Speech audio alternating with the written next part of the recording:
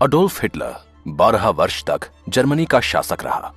उसके शासनकाल की परिणति द्वितीय विश्व युद्ध में हुई, जिसमें लाखों लोग मारे गए। यही कारण है कि आज तक के इतिहास में उसकी गणना सबसे घृणित दुष्ट व्यक्तियों में की जाती है। उसे शुरू से ही कला में बहुत दिलचस्पी थी और वो एक वास्तुकार बनने के ख्वाब देखा करता था। युवा एडोल्फ हिटलर ने इस तरह अनेक वर्ष वियना में बिताए। 16 साल की उम्र में स्कूल छोड़ने के बाद उसने स्थानीय लोगों और पर्यटकों को चित्रित पोस्ट कार्ड बेचकर अपना गुजारा किया। अपनी आकांक्षाओं को पूरा करने में उसे अपने पिता से कोई मदद नहीं मिली और जब उसके पास पैसे नहीं रहे, उसने बेघर लोगों की तरह रहना शुरू कर दिया। कुछ ऐसे प्रमाण मिले हैं जिनसे पता चलता है कि अनाथ आश्रम में रहने के दौरान उसे बहुत हद तक सामी जाति के विरुद्ध पक्षपात का सामना करना पड़ा, क्योंकि शहर में यहूदी समुदाय के लोगों की बहुतायत थी। इससे उसे अपनी विचारधारा बनाने में मदद मिली। हिटलर सन 1913 में म्यूनिख, जर्मनी गया और वहां की कला एवं वास्तुशिल्प ने उसे मोहित कर दिया। तथापि अपनी सौंदर्य विषयक क्षुधा को तुष्ट करने के साथ ही उसने प्रथम विश्व युद्ध में बवेरियन सेना में नौकरी की और लुडविग तृतीय के अधीन फ्रांस तथा बेल्जियम में सेवा की। दुश्मन की गोलाबारी में घायल होने पर उसे एक बैच प्रदान किया गया। एक जर्मन देशभक्त होने के बावजूद हिटलर को कोई सरकारी पद नहीं मिल सका, क्योंकि उसके पास वहां की पूर्ण नागरिकता नहीं थी। प्रथम विश्व युद्ध के बाद भी वो सेना में ही रहा और तरक्की करते हुए उसने पुलिस जासूस का दर्जा हासिल कर लिया, जहां उसे प्रचार एवं राष्ट्रीय सोच की एक योजना के अंतर्गत छोटे छोटे राजनीतिक गुटों को यह समझाने का काम सौंपा गया कि जर्मनी को यहूदियों के कारण लड़ाई का मुंह देखना पड़ा। शनह शनह एडोल्फ हिटलर एक अच्छा वक्ता बन गया।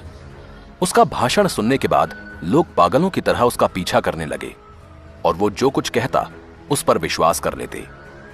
हिटलर कुछ ही समय बाद नवनामित National Socialist German Workers Party का नेता बन गया और साम्यवाद, पूंजीवाद तथा यहूदियों जैसे वर्गों के खिलाफ उसके भाषणों को हर स्तर पर राष्ट्रीय समर्थन प्राप्त हुआ।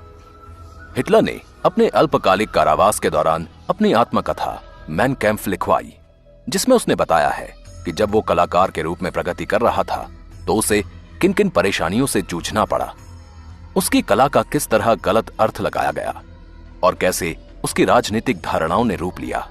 इसके प्रकाशन से हिटलर को लाखों की कमाई हुई और दूसरे विश्व युद्ध तक तो जर्मनी में इसका पढ़ना लाजमी हो गया। संयुक्त राज्य अमेरिका और विश्व के अन्य भागों में आई महामंदी के कारण जर्मनी भी आर्थिक कठिनाइयों के घेरे में आ गया। हिटलर ने निम्न और मध्य वर्गों के बीच की दूरी को मिटाकर उन्हें एक ही स्तर पर लाने में पर्याप्त सफलता पाई, क्योंकि उसे आशा थी कि ऐसा करके वो जर्मनी को उसका पिछला गौरव वापस दिला सकेगा। उसकी पार्टी ने उसे एक पद सौंप दिया जिससे कि उसे जर्मन नागरिकता मिल जाए। फिर उसने अध्यक्ष पद के लिए चुनाव लड़ा।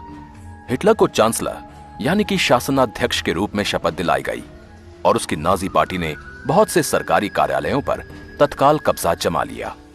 अंततः अनेक पार्टियों की पूरी मदद से हिटलर ने तानाशाह की गद्दी प्राप्त कर ली।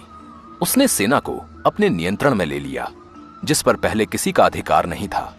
हिटलर ने जर्मनी की आधारभूत सुविधाओं में सुधार किया और विभिन्न वर्गों के रहन सहन के स्तर को बेहतर बनाया।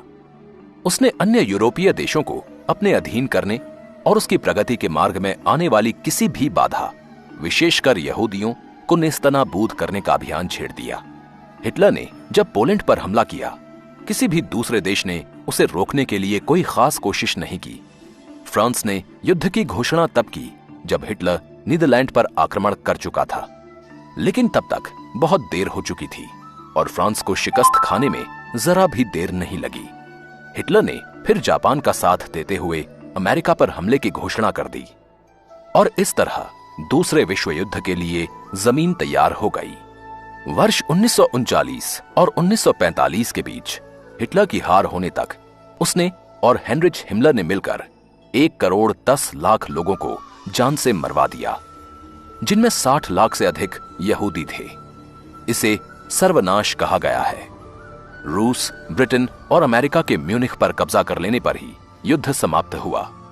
जब विजयी फौज के सिपाही हिटलर के बंकर से कुछ 100 मीटर के फासले पर थे, हिटलर ने अपनी नई पत्नी ईवा ब्रॉन और अपने पालतू कुत्ते ब्लांडी सहित खुद को मार डाला। नाजी तानाशाह अडोल्फ हिटलर